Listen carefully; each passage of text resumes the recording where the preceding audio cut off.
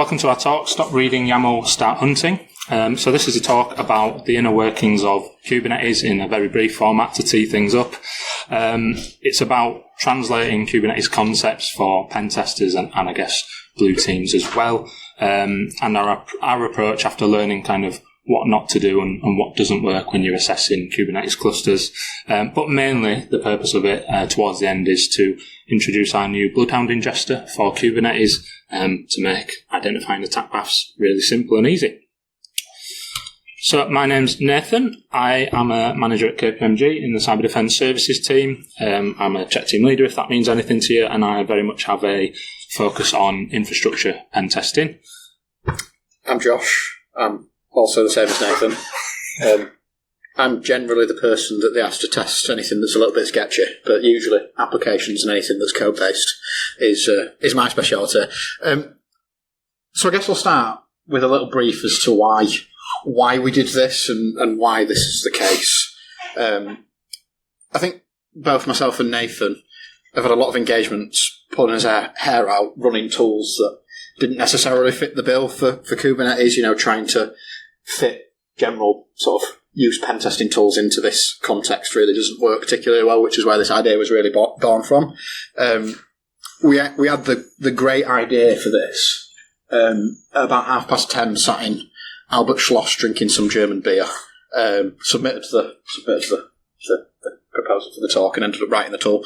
But really where our interest in Kubernetes started was 44Con. So in 2023 we had an opportunity to attend with a group, and there was like a workshop on that discussed Kubernetes security concepts, and genuinely one of the best capture the flags I think I've ever done is really what captured me. We had to rebuild this SSH key from 8 different parts in a cluster and use Kubernetes sort of vulnerabilities to get those parts of the key. But really that's where it started, and we left there with some very great ideas on what bad looks like.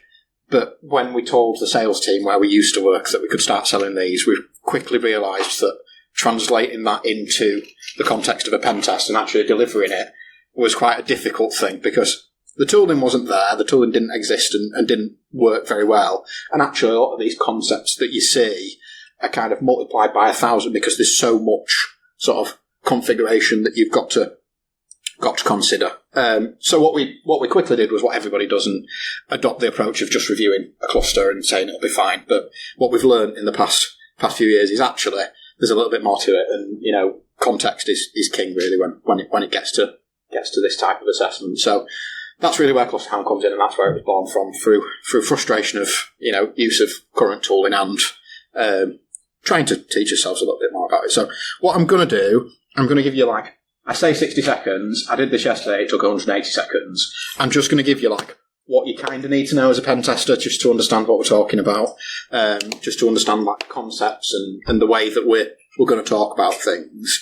So what I'm not going to do is walk through every Kubernetes concept in detail. You can go read the documentation. That does a way better job than I'll ever be able to do. But I'm going to translate this into pen tester speak.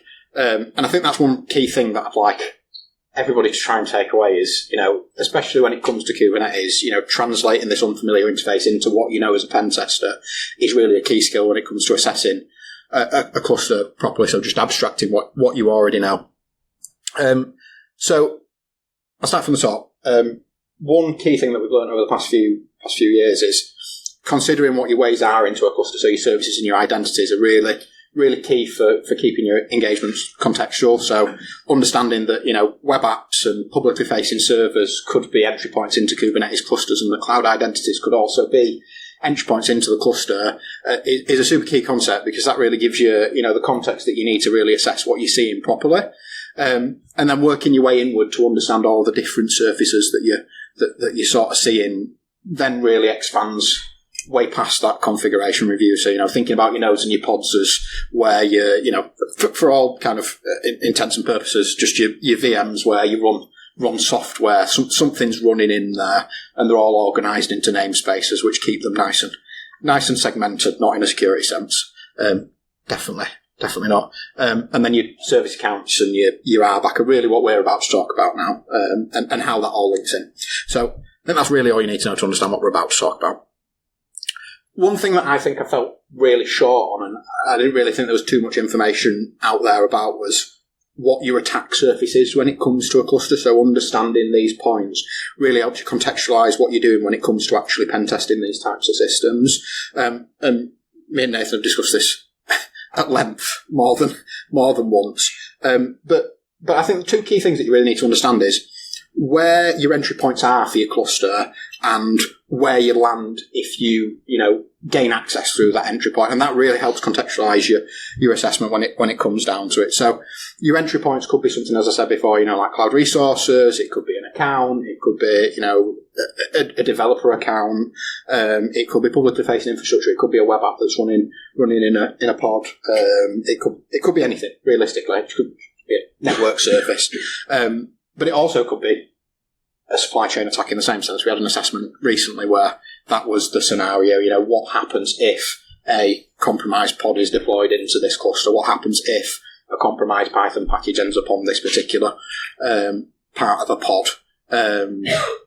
Really helps contextualise, the severities that you see when you're going to be using the tool that we're about to talk about. And then once you've considered that, where you're actually going to land in a cluster, because there are some points in a cluster that are going to be almost physically impossible to land in. And saying to somebody, there's a ridiculously permissive configuration on a pod in this particular part of the cluster might not actually be a very good use of your attack. So what I'm trying to get at is, understand where your entry points are and understand where your landing zone is. Move on slightly. And I think this is really the point. Why we found config reviews fall short, realistically. I'll open with a line from the person that is now my favourite client when we went to go test their OpenShift clusters, and it's just sat with me ever since. And he said that Kubernetes was built by a marketing company. There was never security in mind, and ever since then that's kind of stuck with me, because everything that we see just kind of reeks of that, really. But the kind of what we've found over the years is, you can tell somebody that you've got a wildcard in a particular policy, or you can tell somebody that, they might have a permissive capability on a pod, but realistically, is there actually a risk in the deployment that you have? Is there actually a risk in your context, which is really where those config reviews fall short? Because we find, especially the story that we're going to talk about in a minute, we see clusters that are running, massive workloads, thousands and thousands of pods. Presenting that noise to someone isn't very useful. Coming back to them with a huge long list of vulnerabilities that have no context applied, really does harm in some senses, which is really where we've found config reviews to fall short, which is why the tool that we've developed should help with that. So before we get to the tool, we'll set up with a bit of a story of something that we've seen recently. So we naturally, in our role and where we work, we see a lot of financial services organisations, and those financial services organisations run massively complex systems. And one cluster that we were given access to, the idea behind the cluster was, each namespace deployed a different workload that related to a different application. Each team were given a project admin in that namespace. They were allowed to deploy what pods they want. There were 2 pods already deployed in there for every namespace. And the idea was, the developers shouldn't be able to get outside of there. It was processing like ridiculously sensitive payment data in flight, some super sort of sensitive stuff that you wouldn't want to get out there, which really formed the basis of a nice assessment, to be totally honest. And what we ended up finding was that basically you could get from being that project admin to full cluster admin permissions and also out onto the node relatively easily. And a configuration review had missed that several times in the past, shall we say. So I'll let you discuss the point. So in terms of the particular attack route we took, in that instance, kind of quite simple in isolation. If you know anything about your Kubernetes RBAC and potential abuse scenarios, then, not necessarily that complicated. And ClusterHound, which again we'll get onto, will cover a lot more complicated attack paths than this.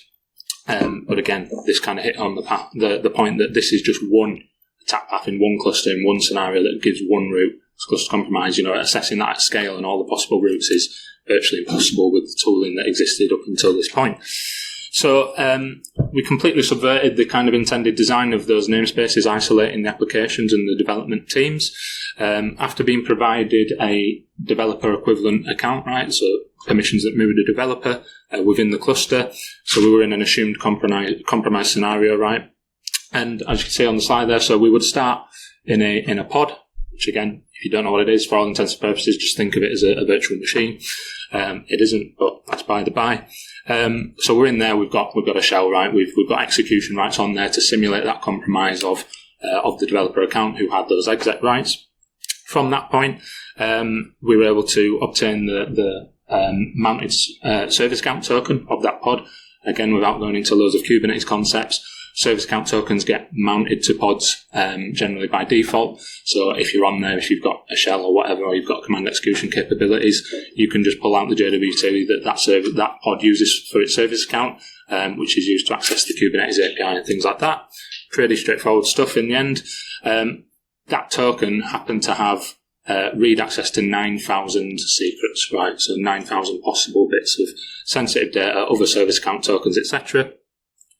It did include other service account tokens. Earlier versions of Kubernetes include a secret for every service account token that exists. That's changed in later versions, so it doesn't also exist as a secret. It exists as a separate entity, but nonetheless, this was running the earlier versions. So with that, we were able to obtain the service account token for a cluster admin equivalent account. It's basically the domain admin equivalent or root equivalent of, compromising a cluster, right? So that's game over, essentially. So due to that secret access, we obtained that account. And then just to take it a little bit further, we use the privileges of that account to break out of the pod into the underlying VMware node. So at that point, you're out into the actual client's internal infrastructure, right? You've come out of the cluster and you're basically in their network at that point. So the impact, essentially, in a nutshell, is you could say any compromise of a single developer account would expose every application in the cluster to compromise. Integrity, availability, and confidentiality-wise, fully game over, full control, full cluster compromise. And without scoping this properly and kind of understanding that context, we wouldn't have been able to make a statement like that. We couldn't really define the risk unless we knew that was developer equivalent permissions, unless we knew the way that they used the cluster with the segmented namespaces that were never supposed to, cross that isolation boundary.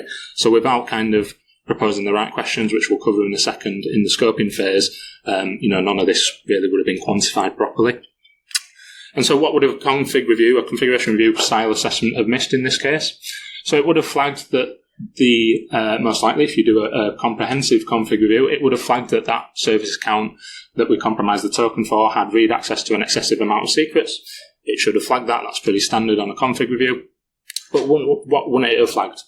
It wouldn't have flagged that token was auto-mounted in certain dangerous contexts. Again, it doesn't have that context. It doesn't know. A config review doesn't have that kind of context approach.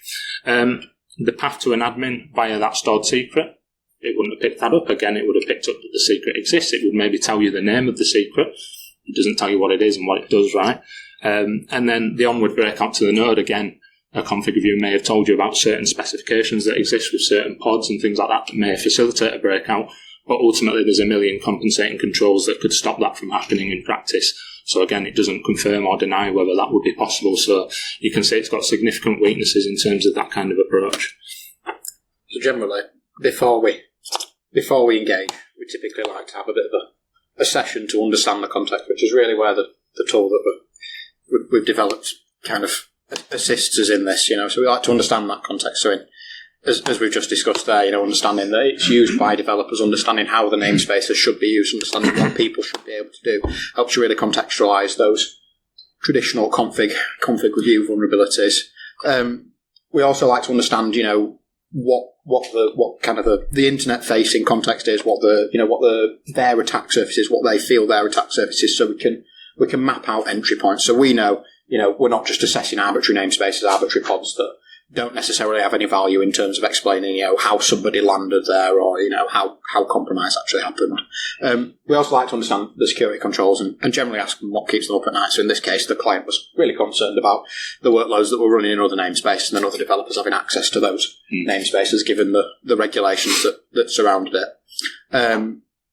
which then helps us come up with the scenarios. So in this case, there were a few scenarios. Compromised developer account. If we got access to a specific namespace, what could we do with that? Could we get outside of those security controls that they defined?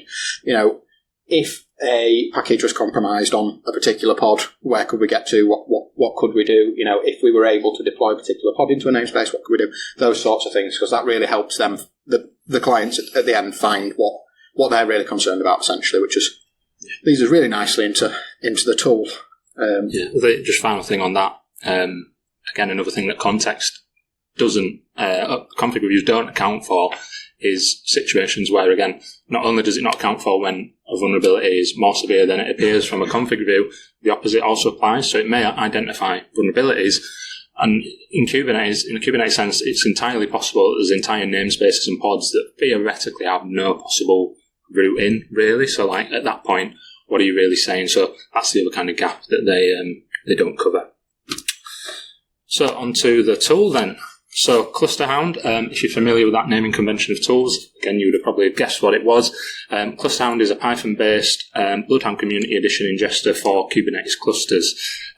We're going to assume that most people have some awareness of what Bloodhound is. You don't have to have used it to really understand what we're going to talk about, at least in its classical Active Directory sense, right? So you may have most likely seen it used in Active Directory situations for identifying privilege escalation. It's the exact same concept, but for Kubernetes. So if you don't know what it is, all you need to know is it's a graphing piece of software that maps out attack paths. That's really all you need to know.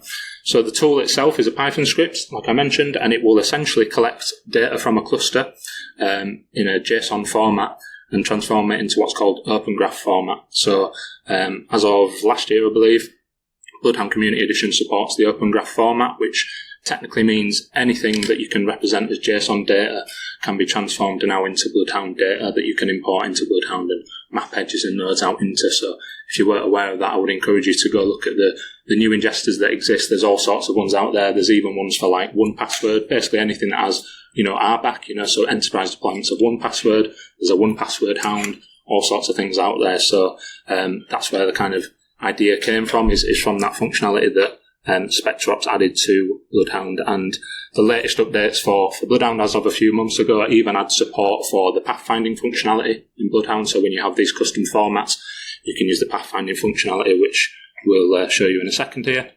But in summary, it turns multi-hop Kubernetes attack paths such as service account compromise, privilege escalation, node escapes, secret access into traversable edges that you can visualize and pathfind across. Quick bit of acknowledgements. We are not technically the first to visualize Kubernetes attack paths. Those bragging rights belong to Datadog with a tool called CubeHound, which has been out for a number of years. That uses something called Janus Graph. So again, it's not a Bloodhound solution, right? But it is, the same kind of concept of attack path mapping. You should check that out. It definitely dives deeper into certain areas, such as container escapes. That does things that ours doesn't. And vice versa. So again, the idea for ClusterHound came from that kind of that spirit of Open Graph and trying to centralize attack path management into one solution, which is Bloodhound over the long term, right?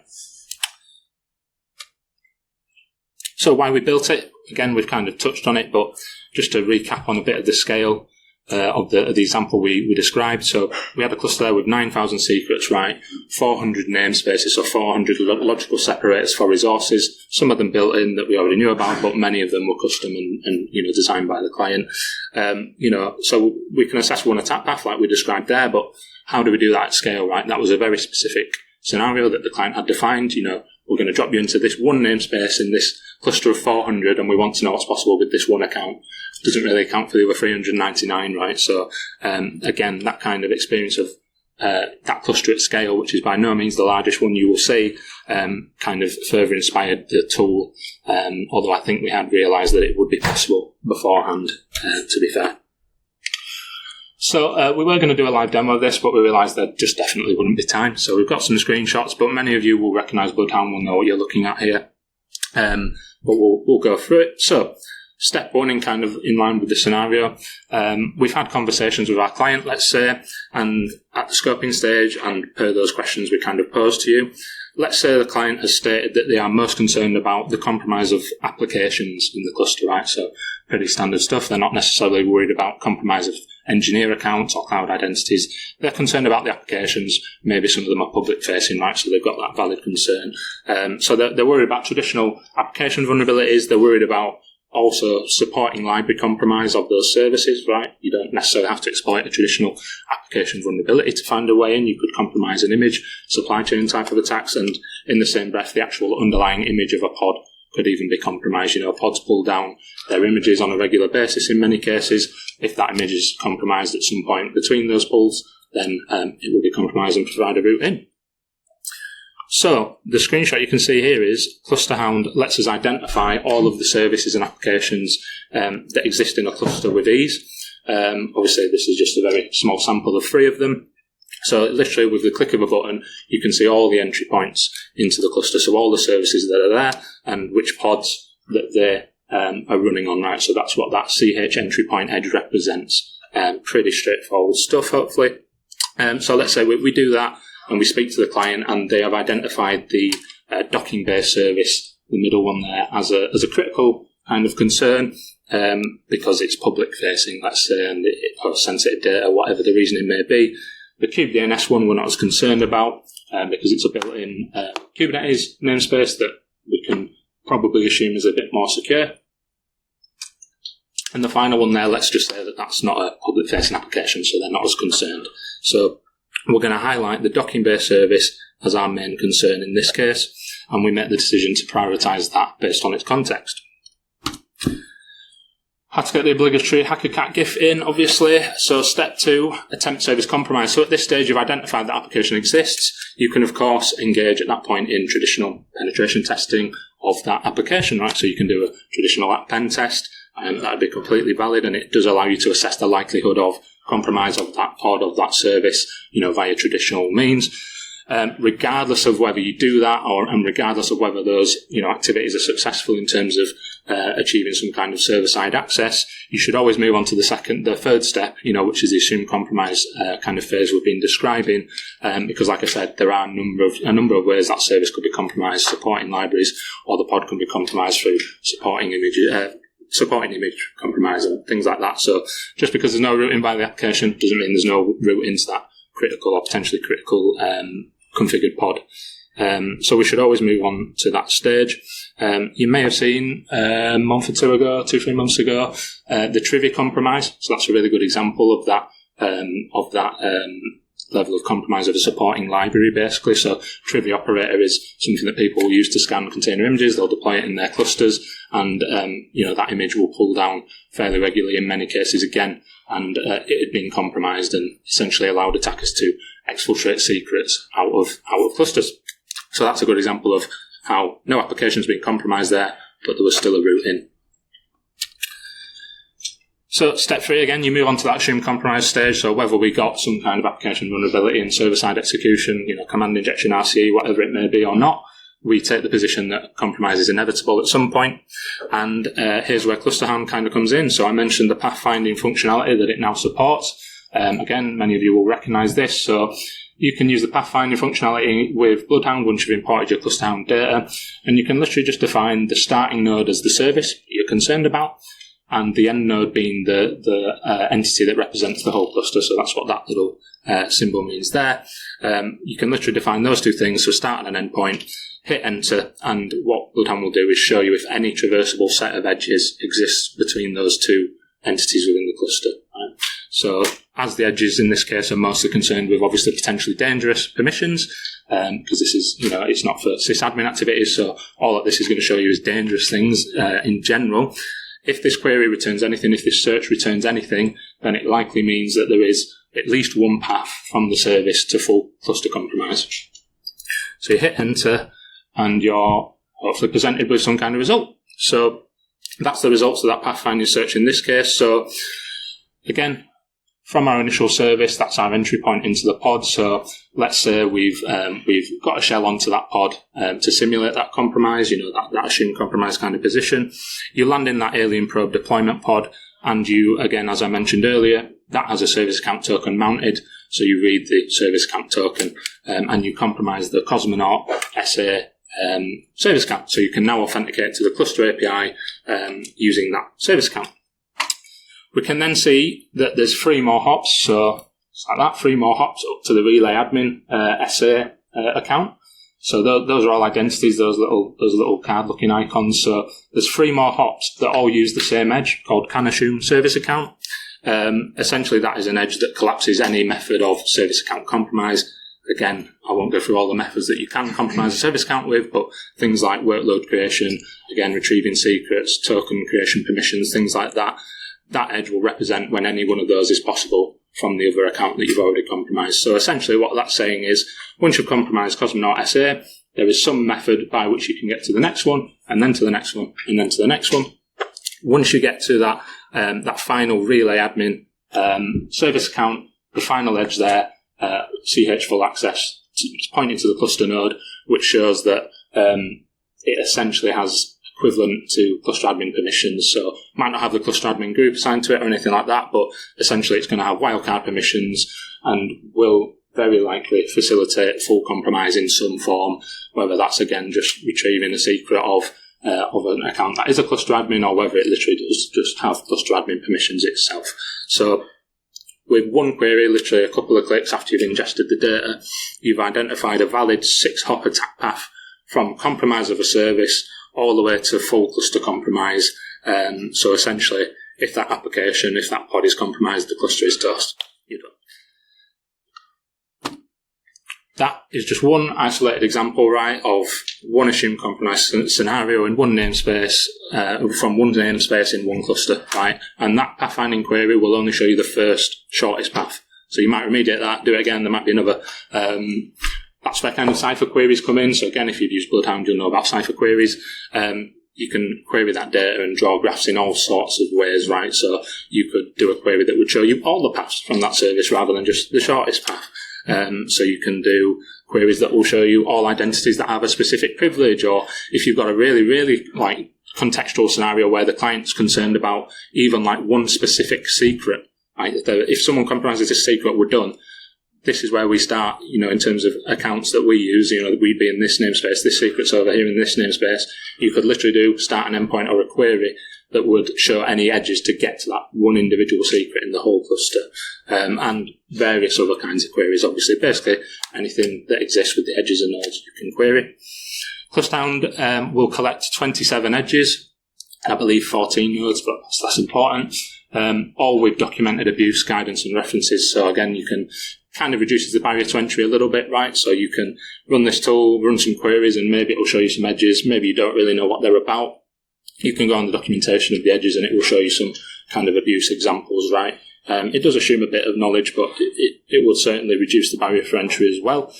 And it's got references to like the Kubernetes OWASP top 10 for every edge, the Microsoft threat matrix, things like that to help with, communicating that to whoever you may need to talk to.